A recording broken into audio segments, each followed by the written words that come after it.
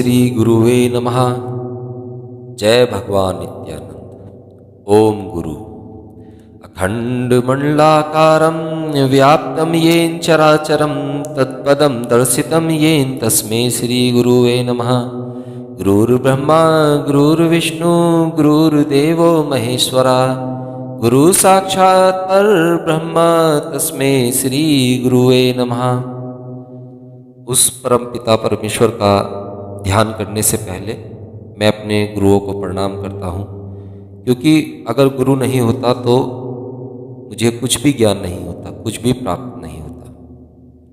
तो जो भी साधक हैं वो साधना करते रहें, निरंतर साधना करते रहें, उसमें एक भी दिन का गैप ना करें, उसे एक भी दिन के लिए ना छोड़ें। चाहे आप बाहर हों, किसी की मृत्यु में गए हों, किसी की शादी में गए हों, परंतु आप जो भी जप कर रहे हैं, ध्यान कर रहे हैं, तप कर रहे हैं, उसे निरंतर करते रहें। अगर आप उसे एक दिन के लिए भी छोड़ देते हैं तो वो फिर वहीं से शुरू करना पड़ता है, यानी कि जो आपकी पीछे की साधना होती है वो धीरे धीरे खत्म हो जाती है। तो इसलिए आप साधना करते रहें निरंतर। और साधना का क्या मतलब होता है? साधना का मतलब होता है कि आप अपनी खुशी के लिए, उसकी परम पिता परमेश्वर की खुशी के लिए सात्विक तरीके से साधना करते हैं, जिसमें हो सकता है पूरा जीवन लग जाए। और अगर आप क्षणिक उसमें चाहते हैं, भौतिक सुख चाहते हैं, तो आप शमशान जाइए, वहाँ पर शमशान जगाइए, उसकी बहुत सारी छोटी छोटी हैं, कुछ ना कुछ आपको प्राप्त हो ही जाएगा 40-41 दिन में।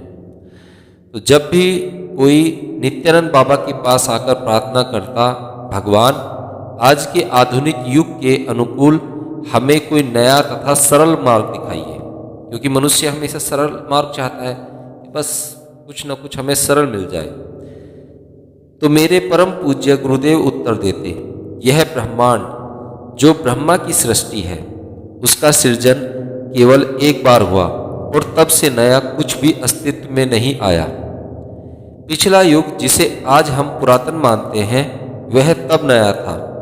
हर युग में, क्योंकि मनुष्य के अनुसार परिवर्तन होते हैं, अतः हम एक युग विशेष को पुराना अथवा नया मान लेते हैं। पर सत्य यह है कि वास्तव में वर्तमान में सब कुछ वैसा ही है जैसा सृष्टि के आरंभ में था। एक बहुरूपदर्शी यंत्र में रंगीन कांच के छोटे छोटे टुकड़े, जिसके चारों ओर लगे हुए शीशों में प्रतिबिंबित होते हैं, यंत्र को घुमाते रहने पर कांच के टुकड़ों की जगह भी बदलती रहती है और इससे नए नए आकार बनते हुए दिखाई देते हैं, परंतु प्रत्येक आकार उन्हीं कांच के टुकड़ों से बना होता है। न तो कुछ पुराना चला गया होता है और न ही कुछ नया जोड़ा गया होता है। इस ब्रह्मांड में जो पुरानी चीज़ें हैं वो भी आज विद्यमान है। साइंस नई नई खोजें कर रहा है, जिससे पता चलता है कि जो भी हम कहते हैं, बोलते हैं, विचार करते हैं, वो सभी इस ब्रह्मांड में निरंतर स्थिर रूप से विद्यमान रहता है। इसी प्रकार सूर्य केवल एक है, परंतु विभिन्न देशों में यह विभिन्न गति से चलता प्रतीत होता है। कुछ देशों में सूर्य जल्दी उदित होता है, जबकि अन्य देशों में देर से उदित होता है। कुछ स्थानों पर यह अन्य स्थानों की उपेक्षा ज़्यादा समय तक रहता है, परंतु सूर्य में देर से या जल्दी उदित होने के तथा कम से कम अधिक समय तक रहने का गुण नहीं है। सूर्य हमेशा वैसे का वैसा ही है। भगवत ज्ञान को भी इसी तरह से समझना चाहिए। यह सदैव एक ही है, यह सदा एक सा रहता है और यह कभी ज़्यादा या कम नहीं होता। ज्ञान की प्राप्ति के लिए सरल या कठिन मार्ग का कोई प्रश्न ही नहीं है। अपनी मानसिक अभिरुचियों के अनुसार मनुष्य को यह कठिन या सरल लगता है। उसी तरह जैसे कुछ लोगों को अंग्रेजी भाषा सीखना आसान लगता है और संस्कृत कठिन, जबकि दूसरों के लिए इसके विपरीत हो सकता है। किसी व्यक्ति के लिए एक प्रकार की साधना उपयुक्त हो सकती है और अन्य व्यक्ति के लिए दूसरे प्रकार की। इन अलग अलग तरह की साधनाओं में से कोई भी अपने आप में सरल या कठिन नहीं है। एक योगी को वेदांत कठिन लगता है, जबकि ज्ञानी को योग कठिन लगता है, तथा भक्त के लिए दोनों ही कठिन होते हैं। भक्त तो केवल अपनी भक्ति जानता है, सेवा जानता है। सत्य तो यह है कि जिस व्यक्ति को जो पसंद है वही उसके लिए सरल होगा। हम आजकल चाहते हैं कि कोई हमें ऐसी साधना मिल जाए कि जिसे हम सिर्फ 5 मिनट करें और बस हमें कोई सिद्धि मिल जाए। सभी लोग चमत्कारों के पीछे भाग रहे हैं। चमत्कार कुछ नहीं है, क्षणिक होते हैं, और चमत्कार तो तुम्हारे चारों तरफ प्रकृति कर रही है, जिसे तुम्हें देखना चाहिए। मेरे बाबा जी को हंसी मजाक प्रिय था। वे आनंद में मस्त रहते थे। लोगों को वो अलग अलग तरह से परखते थे। वे किसी को नारियल देते और ध्यान से देखते कि वह व्यक्ति उस नारियल का क्या करेगा।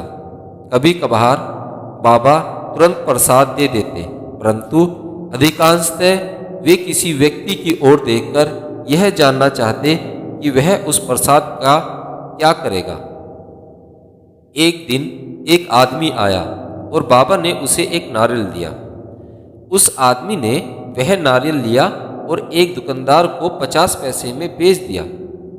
उस आदमी ने प्रसाद ले लिया और फिर बेच दिया। उसे तो वह तुरंत ही खा लेना चाहिए था। कुछ लोगों को नारियल पाने के लिए वर्षों इंतजार करना पड़ता था। मुझे 16 वर्ष इंतजार करना पड़ा। आखिर जब नित्यानंद बाबा ने मुझे नारियल दिया तो मैंने उसे तुरंत ही खा लिया। आश्रम में तुम जो कुछ सीखो उसे पचाओ और अभ्यास में लाओ। उसे लेकर किसी और को मत दे दो, वह व्यर्थ है। जो कुछ तुमने यहाँ सीखा है उसे आत्मसात करने का प्रयत्न करो। तुम जो भी करो ईश्वर के विश्वतीत और विस्मय पहलू के प्रति जागरूक रहो। यह देखने का हमेशा प्रयत्न करो कि तुम्हारे मन में कौन से विचार चल रहे हैं, और इस पर ध्यान दो कि तुम्हें क्या विचार करना चाहिए। खुद को ही समझने की कोशिश करो।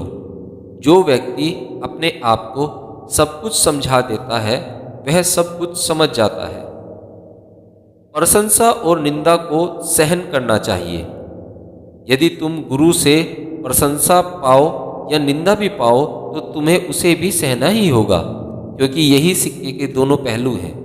खुशी के साथ दुख होता है और प्रशंसा के साथ निंदा भी होती है। तुम्हें इसे भेंट स्वरूप, प्रसाद स्वरूप ग्रहण करना चाहिए। यदि तुम ऐसा कर सको तो यह तुम्हारे लिए बहुत कल्याणकारी होगा।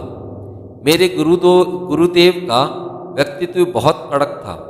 कभी कभी किसी व्यक्ति को देखते ही वे गालियां देने लगते, परंतु वह व्यक्ति ऐसा आशीर्वाद पाकर अत्यंत प्रसन्न हो जाता। कभी कभी लोग गाली के रूप में आशीर्वाद प्राप्त करने के लिए जानबूझकर उन्हें परेशान करते। यदा कदा बाबा अपनी छड़ी से मारकर भी लोगों को आशीर्वाद देते। वे लोग फिर आनंद की भावना के साथ लौट जाते। विशेषतः जो लोग दुखी थे अथवा अपने जीवन में कठिन परिस्थितियों से गुजर रहे थे, वे आकर इस उम्मीद में मेरे बाबा जी के इर्द गिर्द इकट्ठे हो जाते कि शायद उन्हें बाबा जी की छड़ी या पत्थर से मार खाने को मिल जाए। यहीं पर मैं अपनी वाणी को विराम देता हूँ। गुरु ओम।